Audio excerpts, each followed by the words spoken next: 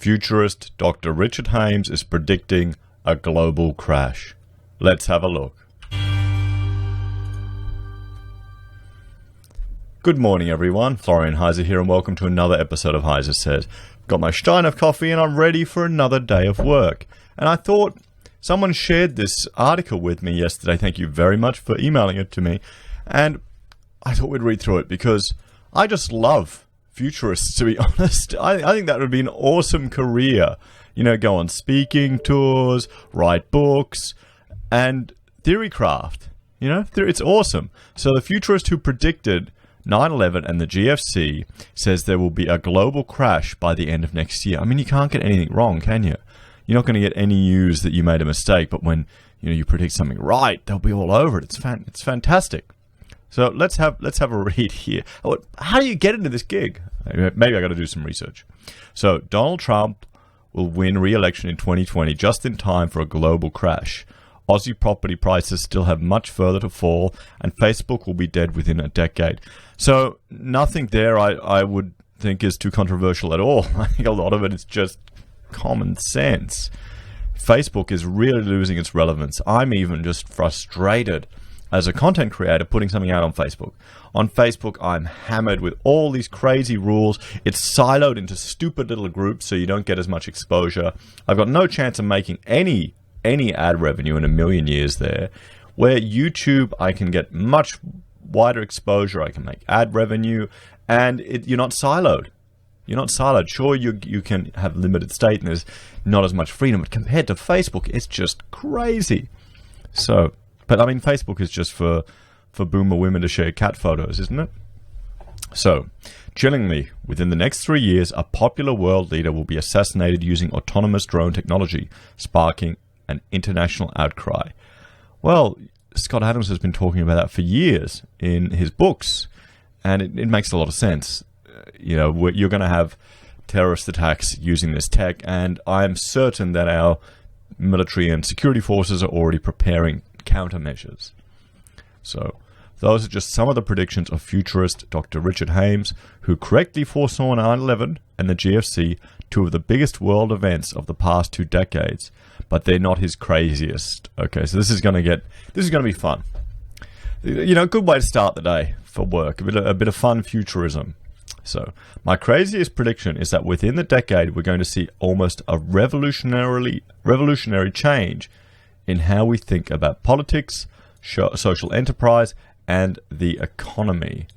Is that really that much of a prediction, or is it that crazy considering just the amount of socialist indoctrination coming from left-wing uni students? Maybe they'll grow out of it, maybe not. Dr. Heise said, citing climate change and the widening gap between rich and poor as key catalysts. Well, yeah, no, we're seeing here in Australia the gap, wealth inequality between households is increasing.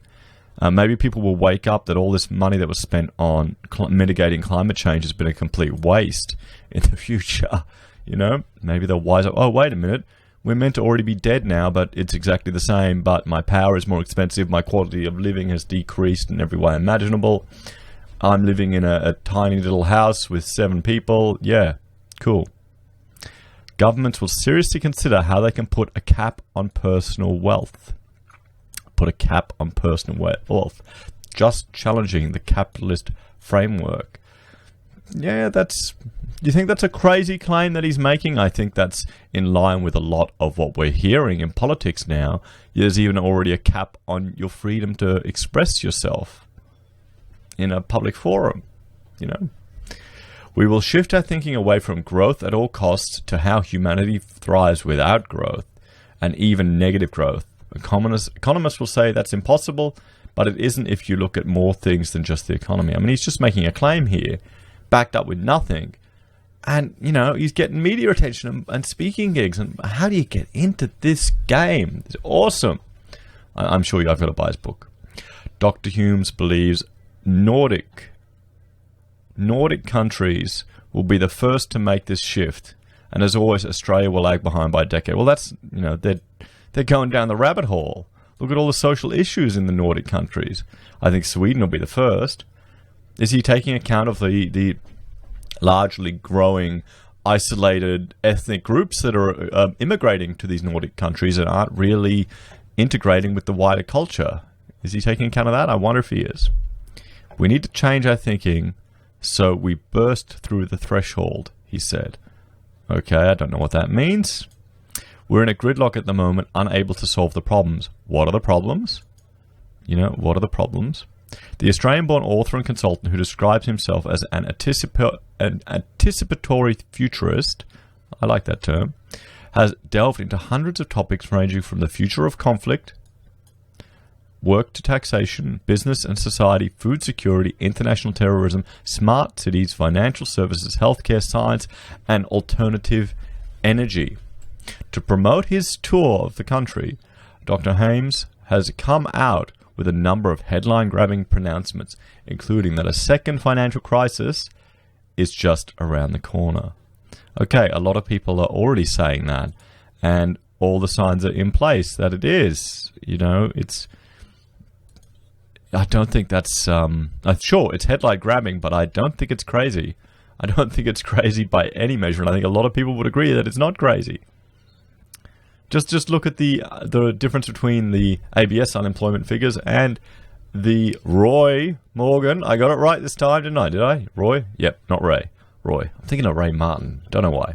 So, the Roy Morgan unemployment figures and those provided by the ABS. Then look at the extended, what I would say would be the real under and unemployment figures for the whole economy, not ignoring the people who are no longer...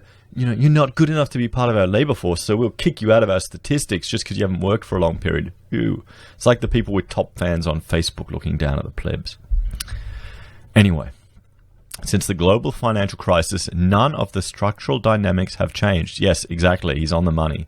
In fact, I think we're getting worse. There's going to be a global crash by the end of next year. Okay, I'd like to see the sums he did to predict the time frame, but it would make a lot of sense. On President Trump's 2020 prospect, he argues that a lot of his base is actually falling away, but in a number of ways the economy is going better in the US than anyone expected. The Democrats are in disarray. That's a big part of it. Yeah, exactly. It's obvious. Just look at all the garbage coming out of all the Democrats. They're infighting. There's no cohesive. They've got no leadership. If Hillary runs again, it'd be a cakewalk for her. Could she? Is she too old? They're fighting each other. I'm saying with almost 100% certainty that he's going to get back in. Did anyone put money on Trump winning the first time? Did anyone put money on that? Oh, I wish I had. House prices in Sydney and Melbourne could still fall by around 15 to 18% over the next 2 to 3 years. Well, that's not really a shocking prediction, is it? I don't know. I'm getting phone calls from real estate agents seeing if I need help with anything, if I need to touch base with them. And they seem to think, oh yeah, it'll rebound, it'll go up. And I go, you're too young to remember the last recession, aren't you? I don't think you realize what's going to happen. Dr. Heise argues, he said the latest moves by the prudential regulator to ease lending standards is just a blip. Yeah. None of the structural dynamics have changed. Exactly. I wouldn't be going into debt to buy a house at the moment. I'd be renting for a little bit longer. Just to wait. The most important thing for getting the housing market is not affordability of a mortgage. The most difficult thing is obtainability. It takes longer and they have to save more for a deposit. Well, yeah, that's common sense right there, isn't it?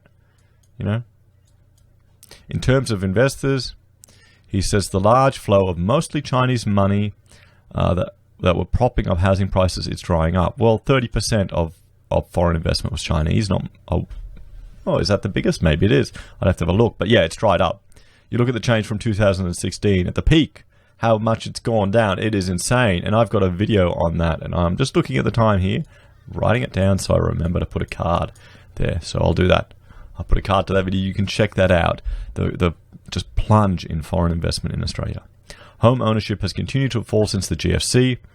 And you're seeing local investors pull out of rental properties because of low rental yields. Well, yes, that's true. Home ownership is falling. It's falling. We looked at that the other day. And that's to do with the wealth, the increase in wealth inequality between households. We've seen that. It's all not good.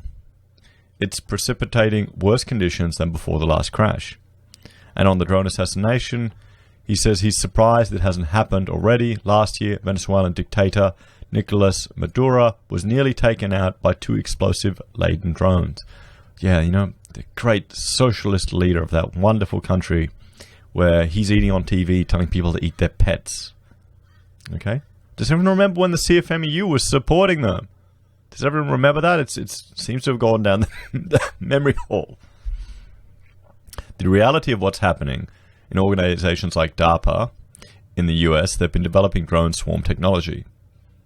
There is now the technology to really monitor almost anyone in the world at any time, especially if you're carrying a mobile phone, and deliver a toxic poison to anyone at all. Yep, not surprised at that. You know, you get drones swarming you, one pricks you with a needle and you could die. That's kind of terrifying to think about it, actually. I'm sure they'll get, you know, you'll be able to wear personal, eventually personal emitters that neutralize the drone signals, perhaps. I don't know. We'll have to see how technology develops. Or you could walk around in a suit of armor. That'd be cool. Yeah, retro. Let's go steampunk. Steampunk again. Or diesel punk. With AI-connected drones now able to fly autonomously and select their own targets, you've just got a world waiting for such an event to happen. I think we're going to see that very soon, especially given the antagonism between some world leaders and the difficulties between Israel and Palestine, and now Iran and the US. Well, there's no predictions there.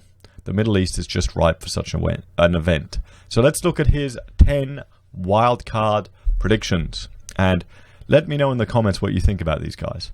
Cryptocurrencies will not go away. There will be a shift away from utility tokens towards sovereign tokens. But tokenized dApps will be the next big wave to disrupt the monopolies of centralized platforms like Google, Facebook, and Amazon. Yeah, I can see that happening. I can see governments loving having sovereign cryptocurrencies, because all they need to do is to tie you to a wallet, or that even, you know, the government will give you your cryptocurrency wallet when you're born, and they'll be able to track every transaction you make on the system, or ever. So, At this stage, Donald Trump will probably win the 2020 election and continuing in his current manner of tough talk in the form of bluff and counterbluff. I would love to know what he predicted, you know, how early he was predicting Trump's win. If he was on the same bandwagon as Scott Adams and all the people who predicted an early win while everyone else wrote him off, then I'd be quite interested to see as just a rating of his ability, if he's actually predicting it far out ahead, or if he's just, you know, seeing the trends. Which, you know, doesn't matter if he is, it's still really interesting. The new conservative leadership in the UK is seeking a radical neoliberal paradise and will do everything they can to achieve Brexit this autumn. If they fail, the government may well be forced into another referendum on Europe in 2020. If that happens, a clear majority of voters would opt to stay in the EU. Yeah, nothing radical there. I don't. Yeah, neoliberal paradise. I think a authoritarian hellhole would be how I would call it, but that's a different thing anyway. Can you imagine people voting to stay in the EU? I hope they don't. I really hope they do not. But I could see that happening. Everyone just getting sick of it. How it's been buggered up. Unbelievable. A US war with Iran hinges on 2 factors.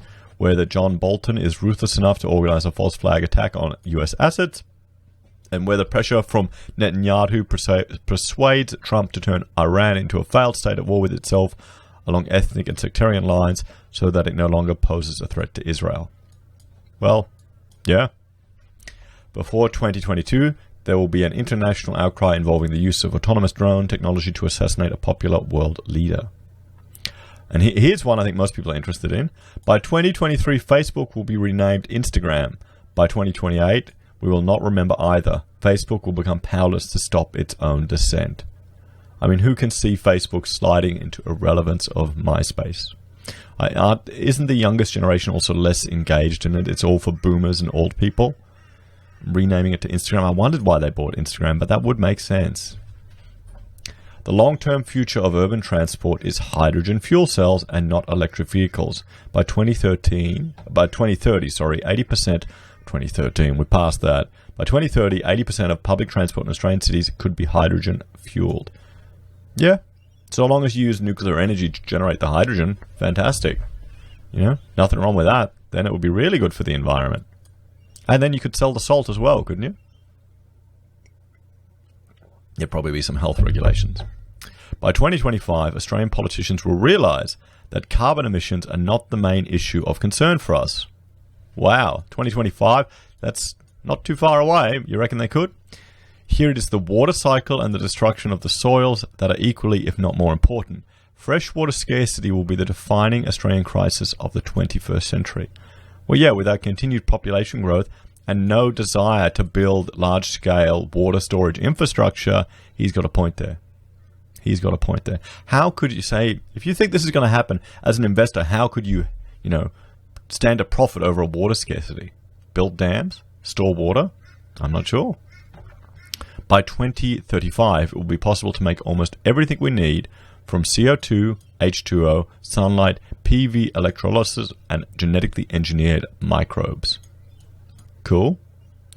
The first country to build commercially viable molten salt uranium and or thorium fusion reactors will be rewarded with a gigantic global engineering company. Okay, yeah, that's not really a prediction. That's obvious. Isn't that just innovation? But, cool. And I'll make a prediction. It won't be Australia. I will make a prediction here. Here's Florian being the futurist. Okay, futurist Florian here. Heise Futurism. Australia won't be the country to achieve this. It won't be the country to achieve this. I wish we would. I wish we'd see that as an aim of our civilization, of our nation, to try and push for a competitive advantage in, next generation nuclear technology, but it won't be us. I bet you North Korea has more of a chance than Australia has. Let me know what you think in the comments, guys, about his different predictions. Do you think he's accurate? Do you think it's not? Is it a good way to start the day? I think it is. We'll see. I like the idea of Facebook disappearing. I can see that happening, more and more. I think this is the best prediction of all of them. By 2023, Facebook will be Instagram, and by 2028, it'll be gone. Yep. What about YouTube? Anyway, guys, thank you very much for joining me for this episode of Heise Says. Please like, share, and subscribe to view my content, and ding the bell because I'm producing multiple videos per day. I'll see you all later. Bye for now.